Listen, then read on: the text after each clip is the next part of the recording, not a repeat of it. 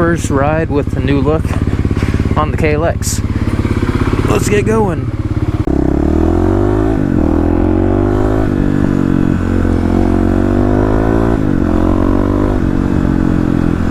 Sorry for the delay in videos. You guys should be able to understand that in a couple of weeks when I am able to explain it to you guys. But thank you guys for bearing with me, for your guys' support on the channel. Today we are out on the KLX enjoying Oregon's great weather today.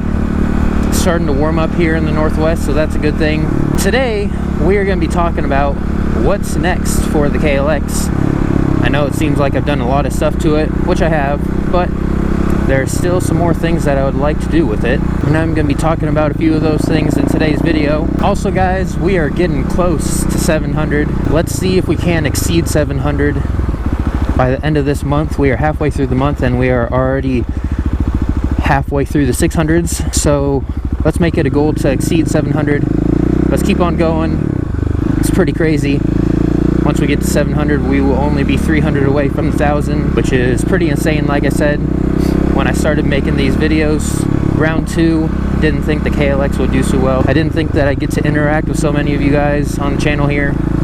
So it's been really awesome, and of course, it's all thanks to you guys. Things will get pretty exciting here as we keep on growing, but I'll talk about those in a later video, maybe in a few weeks. But let's go ahead and get to the main topic of the video, of what I want to do next with the KLX.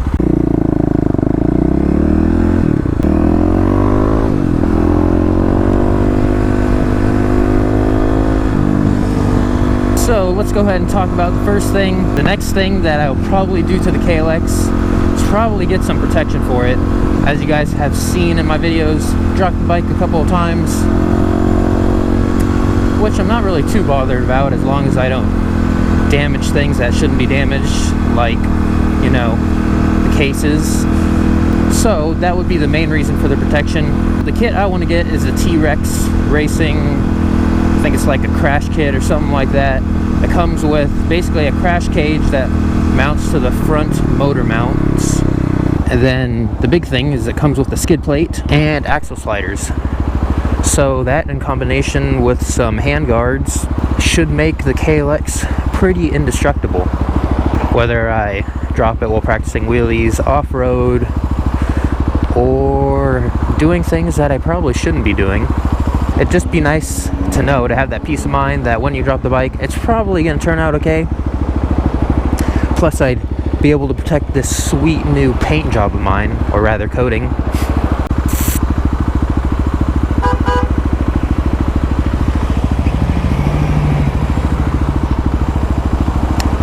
In a hurry much there, huh?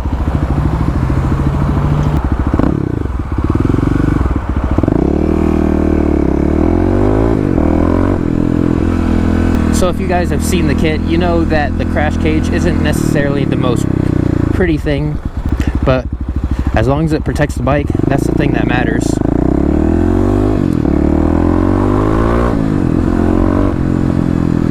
And I really haven't found anything else for the KLX that would fulfill that duty.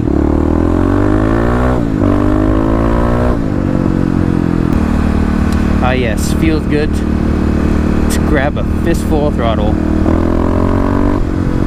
Since my brother got his new exhaust on, he's been telling me that we should do a sound comparison video. I don't think that would be too bad of an idea. Surprisingly, his motorcycle is pretty loud. Nike having big potholes again on their way to the facility here. So before we get into the next thing I want to do on the KLX, I'm going to stop inside here of Nike real quick. Got to see if I can find some different shoes.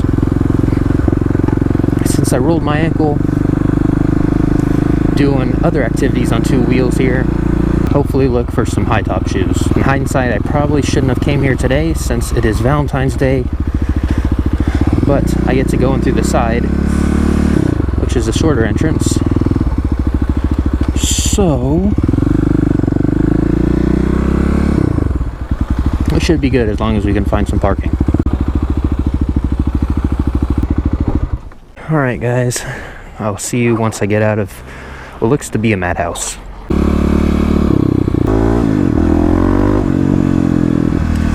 okay, that was a relatively short trip.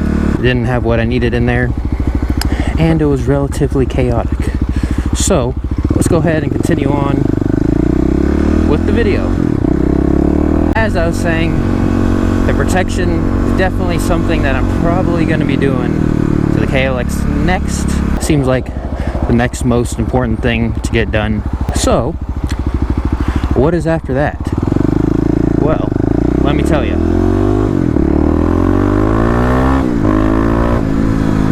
So these next two items, I don't know when I'm going to do them, but I definitely like to do them. One of them requires a little bit of planning and research, which I have to get done, and the other item, I just got to save up enough funds to get it done. So let's go ahead and start with that item. That is Supermoto wheels. I would like to get a set of Supermoto wheels for the times I am riding on the street, which is quite often right now, since at the moment I don't have a truck to get to our OHV park. But Supermoto wheels would also be pretty nice in the winter for the wet stuff. Of course, Supermoto wheels though from Warp 9 are about $1,000. So in the meantime, I'm gonna swap some tires once these wear out here. These Dunlop 605s, which came on the bike stock, but I would like to get Supermoto wheels to be able to ride in the rain a little bit better.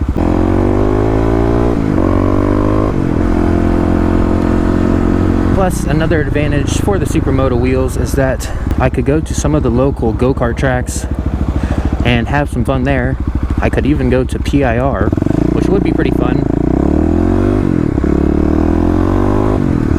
On the straights, the KLX might putter out a little bit at the end of them, but that's what the next thing has to do.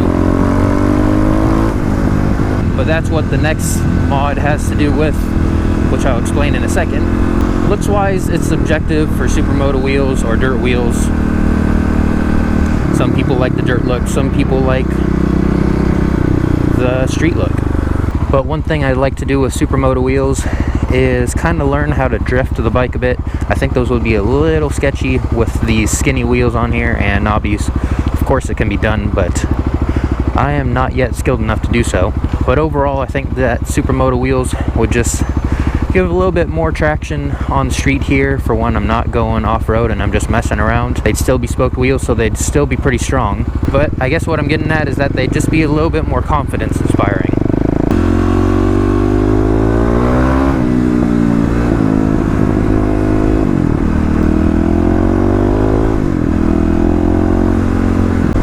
So, wrapping up the whole debacle about Supermoto wheels versus the wheels I have on there now. When I first started riding, I didn't think I'd want Supermoto wheels. And right now, I don't think I totally need them. They just be kind of nice. There is a little bit of necessity in them for some of the things I want to do, such as maybe a little bit more rain riding, because I like to ride fast. And sometimes riding fast is not good on knobbies. But besides that, it'd just be better for, I think, learning how to slide around a bit. And then at that point, I would still have both sets of wheels, so if I wanted to go off-road on the trails, I could just swap these on. And for my street shenanigans, I could have the Supermoto wheels. Now, if you're like me, you may think that $1,000 for a set of wheels is probably a lot of money. Well, I think it is, because I could get a set of wheels for my Corvette for $1,000, so I don't see why they're $1,000 for two wheels for a motorcycle. Let me just address that real quick. There are other ways to get Supermoto-like wheels for the KLX, and they do cost a little bit less. On the old KLXs, they used to take the, I think it was 06, 07 Ninja 250 wheels and put them on the KLX, but those were only 16 inches, and I think that would look kind of goofy. 17 inches at least is what you need. So now with the Ninja 300 out and the Ninja 400 out, you could get a set of those wheels. Of course, you need to do a couple things.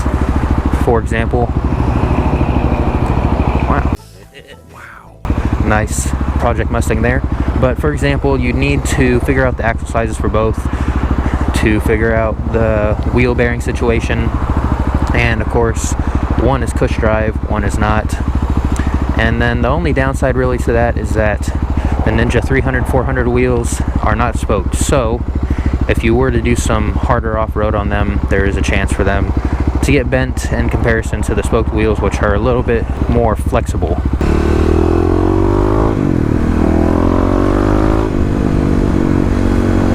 But enough of that whole debate. Oh, got the police here. Better be careful.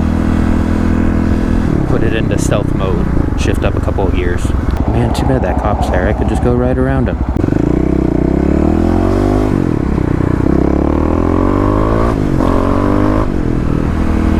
So, the last thing for now on my mind that I want to do to the KLX, and it requires a little bit of research, is getting some cams put in here. As you guys know, the EFI platform for the KLX is relatively new. They came out with EFI in 2018 for the KLX, and just now they got the big bore mostly sorted out, as you guys can see with mine here. The tune is pretty much spot on now. Don't really have any issues with that. But of course, being me, wanting to push the limits a little bit, I want to get some cams in here. But that is going to require a little bit of research and probably some critical thinking to figure that out. As of right now, it's just an idea. Don't really know if I'd be able to make it work, but I think I could, which I will explain to you guys right now. So if you guys don't know, I am running the EJK Fuel Controller for the big bore, and a quick synopsis of how that works. Basically, Dobek Performance puts a tune on there that is somewhat close to the tune that the bike needs to run with the big bore kit, or Stage 1 mods, whatever you have. And then once you get the fuel controller, you have to make adjustments in 6 zones: green, yellow, and red. Green being idle and cruise circuit, yellow being the acceleration circuits, and red being the wide open throttle circuit. So in that aspect, you're kind of limited as to what areas you are able to add less fuel or take fuel out, or adding more fuel to. If you guys saw my breaking in and tuning of the 351 big bore kit, you saw that I had a little bit of an issue with the idle and the transition zones, and being able to get that smooth out so the bike would run smooth. But as you can see right now, I got that figured out. It just took a little bit of time. So if everything's running smoothly, why don't you just get the cams, put them in, and adjust the EJK? Well, as of right now, my green zone, or the idle cruise circuit, is pretty much maxed out at 7 out of 8 lights. But my other 2 zones, the yellow and red zones, are not maxed out. And then the other 3 zones that I said there's green, blue, yellow, blue, and red, blue, which basically controls the transitions between the 2 zones. So red, blue, I believe, does between yellow and red, yellow, blue between green and yellow, and green, blue from the stock fueling to the green zone. So my only worry, if I go to put cams in here with the EJK, is that I won't be able to get proper fueling in the zones I need to, because you're kind of limited in the ranges where you can add fuel and take away fuel. And if I max out the green zone, well, I'm kind of out of luck. So that is the whole what could go wrong if I decide to put cams in the KLX. Now let's go ahead and move on to the research I have compiled and why it might work. So Power Commander used to make a fuel controller for the KLX, and because of emissions junk, they decided to not sell it in the US anymore. So the only fuel controller that the KLX really has is the EJK. But I found a few people with European fuel controllers from Power Commander, or DynoJet, and the running them with aftermarket exhaust, and they say that they're able to tune the KLX with that European fuel commander. And of course there are a couple differences, but they were able to hook it up fine and tune KLX in 100 RPM increments, which would be absolutely perfect if I got cams put in here. So what would happen is I'd get a European fuel commander, swap it over onto the KLX, put the cams in, go to my local shop and have them tune it, since they are a DynoJet authorized facility.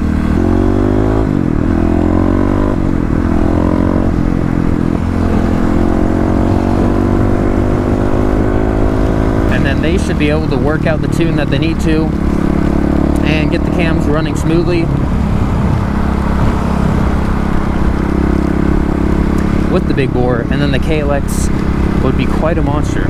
So with that ends the research talk phase, and now let's go ahead and talk about why I even want to do this in the first place. Number one, I think it would be fun, and it'd be something new for the KLX to see if it'll work out and how far you can push the KLX. The second reason is you guys have seen that I've done some tests with the KLX, ridden it on the highway, gotten close to top speed with the big bore, of course tested acceleration, haven't tested wheelies yet, but the only thing that I feel that I really need left on the KLX is a little bit more power on the highway going at 70 plus. You can pass someone going 70 miles an hour as long as they're not accelerating as well, or as long as they're not being a jerk and don't want to let you by. The cams in the KLX, that should give it a little bit extra oomph to get by people, and then it'd just be the perfect bike. Now, of course, a lot of you guys are going to say, just get a different bike, the KLX is underpowered. Yeah, I've seen it all before in the comments on review videos and stuff that I've done, but I like the KLX, and I don't see why I'd sell this to get another bike to start over. Of course, I do plan on getting another bike build, but that is something I'm going to talk about in a later video. But for my needs, I think if I were able to get cams put on here, the bike would be just about perfect. So that's my little brainstorm idea for the day.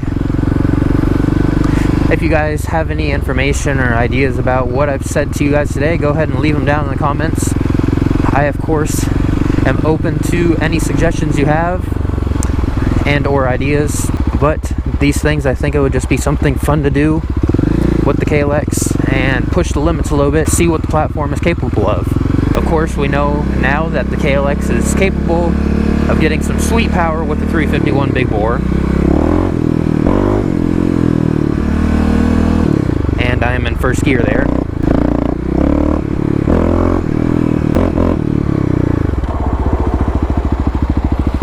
Yeah, I probably should be careful here in the rain, but definitely I'm going to try and get some protection for the KLX for the times that I'm dropping it or messing around and the KLX is on its side.